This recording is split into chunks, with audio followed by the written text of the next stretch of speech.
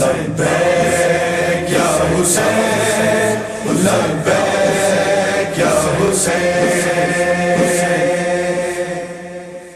اعوذ باللہ من الشیطان اللعین الرجیم. بسم اللہ الرحمن الرحیم. ذاکرہ عنبرین فاطمہ ولایت ٹی وی کی پلیٹ فارم سے آپ کی خدمت میں حاضر ہے. آج ہم بات کریں گے 8 محرم کے حوالے سے.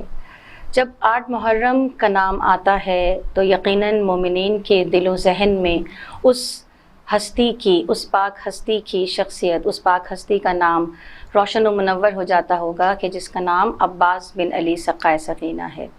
کون عباس بن علی سقائے سکینہ؟ کہ جو پیاسوں کا سقا کہلایا ہے، کہ جس کی ولادت خود ایک معجزہ ہے. اور کیسے ہے معجزہ مومنات؟ کہ جب اس دنیا میں بھی نہیں آئے، شہزادی کونین اپنے ہاتھوں سے کرتا سیتی جاتی ہیں اور گریہ کرتی جاتی ہیں اور یہ کہتی ہیں کہ وہ وقت کاش میں دیکھ سکتی کہ جب گود میں وہ نومولود آئے گا جو میرے بیٹے حسین کا وصی ہوگا، جو میرے بیٹے حسین کا علمبردار ہوگا، جو میرے بیٹے حسین کے ساتھ اس طرح رہے گا کہ جیسے جسم کے ساتھ سایہ رہتا ہے. وہ وقت شہزادی یاد کر کے وہ کرتا بناتی ہیں. وجہ ہے مومنات کہ جب شہزادی فاطمۃ الزہرا کا آخری وقت تھا، آپ نے وصیت کی، اپنی بیٹی شہزادی زینب کو بلایا اور کہا بیٹی یہ وقت آئے گا کہ جب تمہاری گود میں تمہارا چھوٹا بھائی آئے تو تم اسے یہ کرتا پہنانا اور میرا سلام کہنا کہ تمہاری ماں فاطمہ سلام کہہ رہی تھی.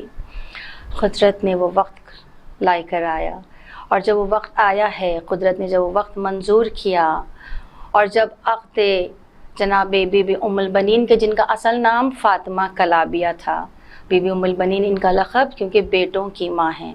فاطمہ کلابیہ جناب حزام بن خالد کی صاحبزادی تھیں. بہت ہی شجاع، بہت ہی بہادر قبیلے سے آپ کا تعلق اور شہزادی کا عقد امیر المومنین علی ابن ابی طالب سے خدا کی مرضی، خدا کی رضا کے ساتھ ہوا ہے.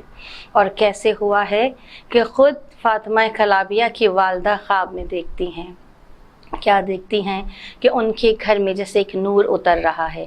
جہاں یہ خواب دیکھتی ہیں وہیں پہ جناب فاطمہ کلابیہ یعنی ام البنین یہ خواب دیکھتی ہیں کہ جیسے ان کی گود میں کوئی چاند اتر رہا ہے. تو انہوں نے ایک دوسرے کو اپنا خواب بیان کیا. جب خواب بیان کیا، یہ وہ وقت تھا کہ جب جناب مسلم بن عقیل عقد کا پیغام لے کر حزام بن خالد کے پاس پہنچے تھے. عقد کا پیغام قبول ہوا، عقد ہوا اور جب عقد ہوا تو گویا اشارہ ہے وہ چاند جس کا نام قمر بنی ہاشم جناب ام البنین کی گود میں اترے گا. جناب ام البنین جب خانہ سیدہ پر آئی ہیں، اپنے ماتھے کو در سیدہ پر رکھ دیا. جب قریب آئی ہیں شہزادی زینب و ام کلثوم کے، جب قریب آئی ہیں جناب امام حسن امام حسین علیہ السلام کے، تو کیا کہا؟ ایک مرتبہ کہا کہ میں تمہاری ماں بن کے نہیں آئی ہوں. اے بچوں، یہ مت سمجھنا میں تمہاری ماں ہوں، میں تمہاری کنیز بن کر آئی ہوں. اور تاریخ نے دیکھا کہ شہزادی نے ہمیشہ اپنے آپ کو مثل کنیز کے پیش کیا ہے.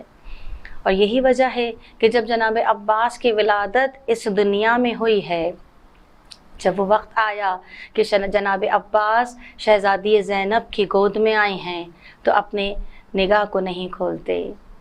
اور جب شہزادی زینب نے کہا بابا میرا بھائی مجھے دیکھتا نہیں ہے، تو بس امام حسین کو بلایا.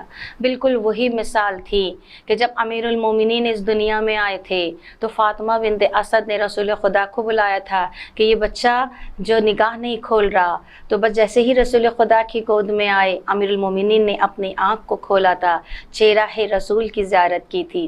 بالکل اسی طرح سے جب امام حسین قریب آئے ہیں، اپنی آغوش میں نومولود کو لیا ہے اور جب لیا ہے تو ایک مرتبہ جناب عباس نے اپنی آنکھ کو کھولا اور سب سے پہلے چہرہ امام حسین کی زیارت کی ہے. کیوں نہ کریں کہ یہ وہ بھائی ہے جو بھائی ہے لیکن ہمیشہ کہا ہے میرے آقا میرے مولا ہیں. کبھی اپنے آپ کو بھائی کے سمجھ کے بات نہیں کی، کبھی اپنے آپ کو بھائی کا مرتبہ نہیں دیا. اور ایسی تربیت جناب ام البنین نے کی جناب عباس کی کہ دیکھو کبھی تمہاری نگاہ بیویوں کے سامنے نہ اٹھے، ہمیشہ اپنی نگاہ کو جھکا کے رکھنا. امام حسین علیہ السلام کو بہت پیاس لگتی تھی اور اتنی پیاس لگتی تھی کہ پیاس برداشت نہیں ہوتی تھی. ہمہ وقت پانی کا کوزہ امام حسین کے ساتھ رہتا تھا. یہ خدا کا ایک ایسا امتحان تھا کہ خدا نے آزمایا ہے کہ امام حسین اس دنیا سے پیاسے ہی گئے ہیں، لیکن جب زندگی میں، جب مدینے میں اپنی زندگی گزار رہے تھے اور جب بہت پیاس لگتی تھی نا، ایک مرتبہ اتنی پیاس لگی کہ جب قمبر سے پانی مانگا، جناب قمبر تھوڑا دور تھے، تاریخ نے دیکھا ہے کہ جناب عباس کا سن بہت کم تھا، کوزہ پانی کا بھرا، اپنے سر پر رکھا، ہاتھوں سے ٹھہر نہیں رہا تھا، اپنے سر پہ رکھا اور قریب آ رہے ہیں، جیسے جیسے قریب آ رہے تھے پانی چھلک چھلک کے شانوں پہ گر رہا تھا۔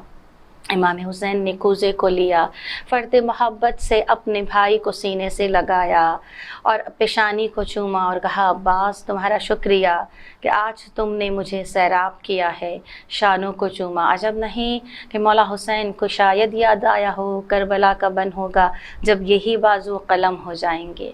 جناب عباس کی تربیت ایسی ہو رہی ہے کہ ہم وقت امام حسین کے ساتھ ساتھ ہیں، بس یہ سنتے آ رہے ہیں کہ وقت آئے گا امام حسین مدینے سے کوچ کریں گے۔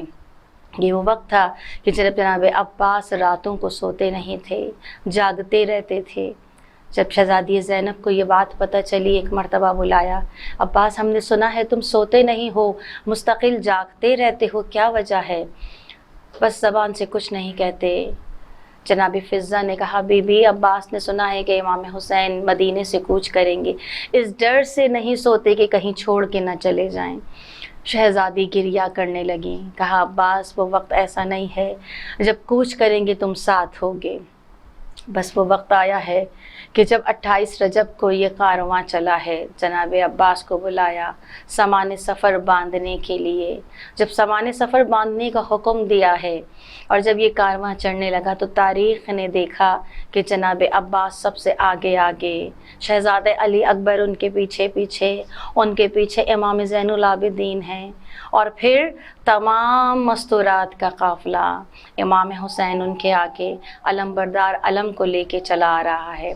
اور جب یہ قافلہ جاتا تو عباس کبھی آگے ہوتے کبھی پیچھے ہوتے، ایسے کہ جیسے کوئی شمع کے گرد پروانہ منڈلاتا ہے، جناب عباس قافلے کے گرد منڈلاتے رہتے تھے۔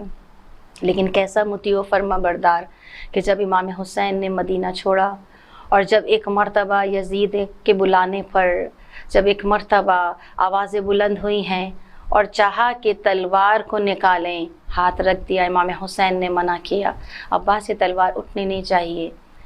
کیوں؟ کیونکہ اتنے مطیع، اتنے فرما بردار، اپنے مولا کی بات کو مانا لیکن تلوار نہیں اٹھائی۔ کیوں منع کیا امام حسین نے کہ جناب عباس جنگ نہ کریں؟